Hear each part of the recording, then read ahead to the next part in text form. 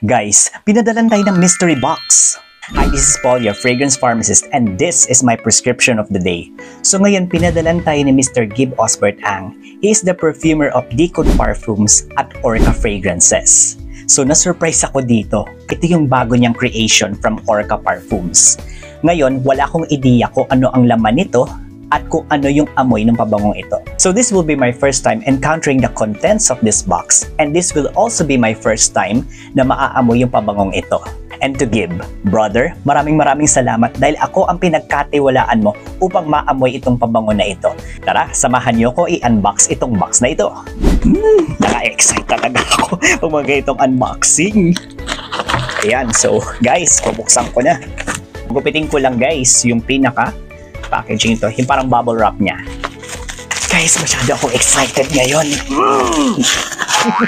Ayan. So, live niyo makikita kung ano itsura na ito. Oh, eto na siya. I'm so excited. Black box siya. And guys, tingnan nyo oh. It's Orca. Kasi yung box ng isa is kulay white, yung Orca Nero Star. Pero ito, this is black. So hindi ko alam talaga kung ano itsura ng laman na to. So check natin.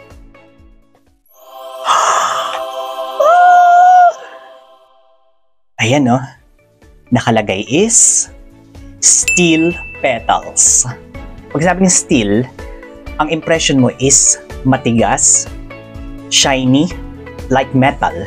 Tapos sa pag sinabing petals, syempre, dainty, soft. So, ang impression ko sa pangalan ng pabangong ito, pag sinabing steel, it refers to masculinity.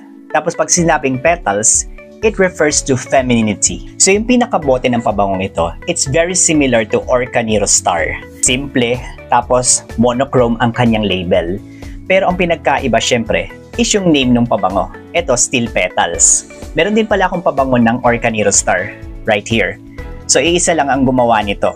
Si Sir Gib Osbert Ang. Makikita mo yung contrast between two fragrances. Si Nero Star, kulay white yung kanyang box. Samantala, si Steel Petals ay black. So, yung pinaka-liquid ng pabango ito is clear as water. Pero, syempre, ang mga gawa ni Gib Osbert Ang ay mga complex fragrances pagdating sa kanyang juice. Simple man sa panlabas, pero very complex sa panloob. So, guys, I have no idea kung ano ang amoy ng pabangong ito.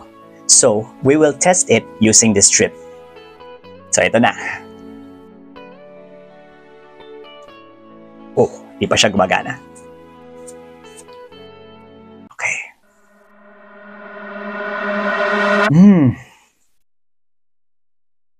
Oh my gosh. Ang fresh niya. Pero alam mo kung ano may ko sa kanya? Pagka-metal nga siya. Pero yung metal niya, may halong fresh eh. Kasi di ba yung metal, pag sinuot mo siya, parang kalawang ang impression mo, di ba? Pero ito hindi. This is metal with freshness on the side. Hindi siya kaamoy ng Nero Star. Kasi ang Nero Star, may pagka-fake yung kanyang fragrance. Ito kasi, iba atake nito eh. Habang inaamoy mo yung pagka-metallic notes niya sa una, medyo nagiging floral na siya. Pag dumadating yung few minutes, gusto ko pa siya i-spray ulit. Ay, ang bango. Ang naamoy ko sa kanya, metals with freshness. Tapos, haluan mo ng florals. Yung florals niya, with a hint of sharpness. Tapos, it resembles parang sampagita. Tapos, medyo sharp siya. Pero ang bango. Ngayon, tetest naman natin siya sa skin ko. Ay, ang ganda rin ng atomizer niyo. Tingnan nyo, very pressurized.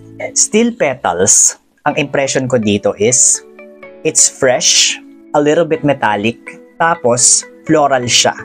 Uy, may transition na nangyayari sa skin ko pagka-spray ko. Parang may naamoy ako sa kanyang kakaiba. Parang may pagka-musky. What's amazing about this fragrance is parang medyo nagiging salty siya but in a good way. Pero nandun pa rin yung florals eh. Ayan no, iba na siya eh. So pangalan pala ng pabango ito, very intriguing na. Bakit kamo? Kasi tingnan mo, pangalan pa lang, Steel and Petals. These are two opposite things. Ito yung tipong pabango na susuotin ko kapag lalabas ako ng bahay pag maaraw. Tapos naka-crisp white shirt ako, naka-maong pants, and naka-rubber shoes. I think this fragrance is very suitable in the summer months. So itong Steel Petals ni Orca, this reminds me of Domus Emetherius Daily Wear. Kasi yung Daily Wear, nung tinry ko siya, may pagka-metallic din kasi yung vibe nun. So, ito yun din yung nakukuha ko sa pabangong ito. Hindi sila magkapareho ng amoy pero may similar vibe ang Domus Emetherius Daily Wear tsaka ni Orca Steel Petals. Ang gusto ko kasi sa pabangong ito, very niche ang amoy nito. Hindi mo to maaamoy sa mga, like designer fragrances. Usually, itong ganitong klaseng amoy, parang more of the niche type talaga siya. Yung amoy ng pabangong ito, it's not too feminine, it's not too masculine. Kumbaga, it's a balance of both worlds. So guys, magbibigay ako ng in-depth review ko dito sa pabangong ito on a separate video. So gusto ko pala magpasalamat kay Gib Osbert Ang. Brother, maraming salamat dahil ako ang isa sa mga una mong pinagkatiwalaan upang kilatisin ang itong pabango na ito. This is another fragrance na aabangan ninyo sa Orca fragrance line. And that's today's prescription from the Fragrance Pharmacist. Spray wisely. Thank you very much and to God be the highest glory.